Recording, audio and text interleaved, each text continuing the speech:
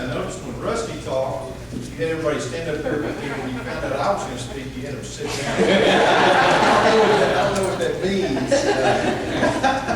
Well, my name is Malone, and I am your executive director for the Denton Baptist Association, and I do appreciate your prayers for myself and the others that went. We had a group from First Baptist Church Ponder, and also from the Ridge in Carrollton that flew over to France and worked at a community called Lyon, France. They were in the news about 3 weeks ago because a gentleman driving to work with his boss killed him, beheaded him, and then placed his body there on a fence, and then in turn tried to destroy the facility. That was about 20 miles away from where we were.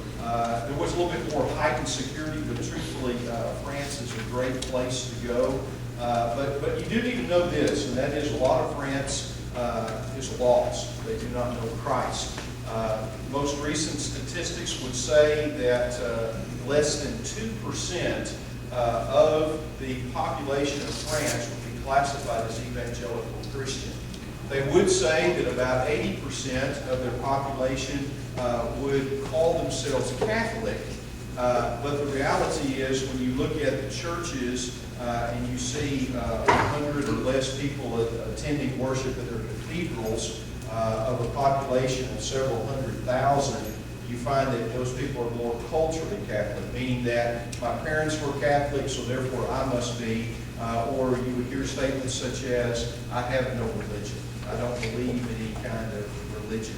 So about 7 years ago, a young man by the name of Stephen Marshall, who was a student minister in the Carrollton area, felt God was calling him back to France. And what I mean by that is, his parents were International Mission Board missionaries to Africa, and they were kicked out of Africa, and then they went to France. And so he grew up in France with his parents reaching out to the people of France.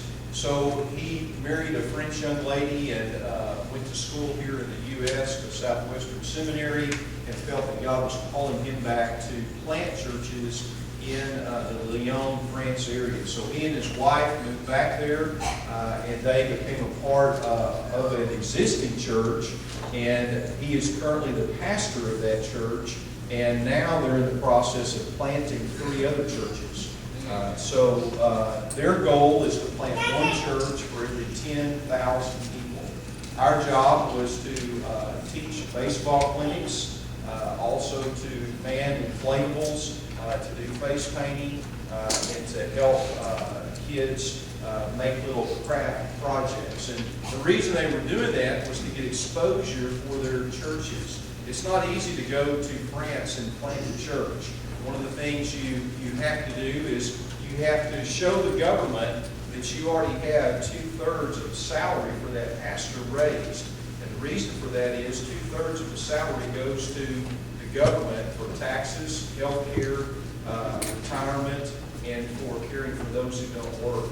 So you have to be able to prove that you can do that, so it is a challenge to start those churches. But the 3 plants that they have, one of those is in a community called Pont, and right now that church has been around for about 3 years, and they currently have between 40 to 50 adults that come, and then there's about 30 children, and they meet on Sundays in a dance studio.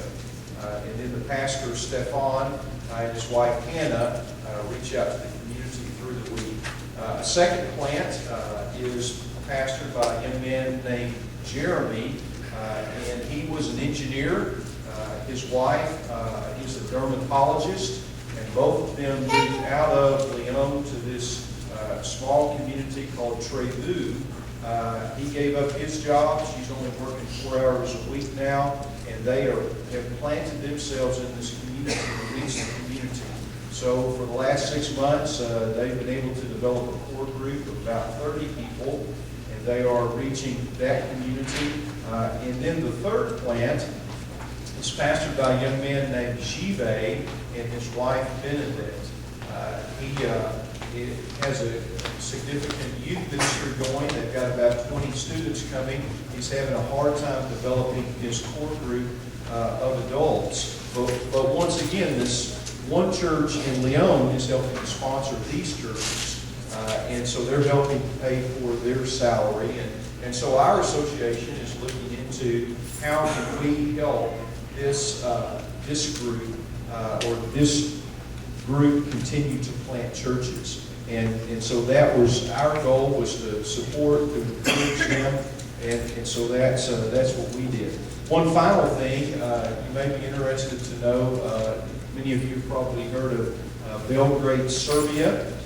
We have there in Belgrade about 3 or 4 families that are International Mission Board missionaries, and we visited one of those families that actually lives in the city of Nice, which is south of Belgrade, and Nice is where Constantine was born, old historical city. Well, this couple and their 3 kids moved there about 3 days before we got there, and the way that they'll be reaching people is through English language classes. There's a huge university there, it has several thousand students, and so they'll be teaching English, and then they'll be sharing the gospel. In Serbia, you can't go there as a missionary, so you have to do something that's going to help the country.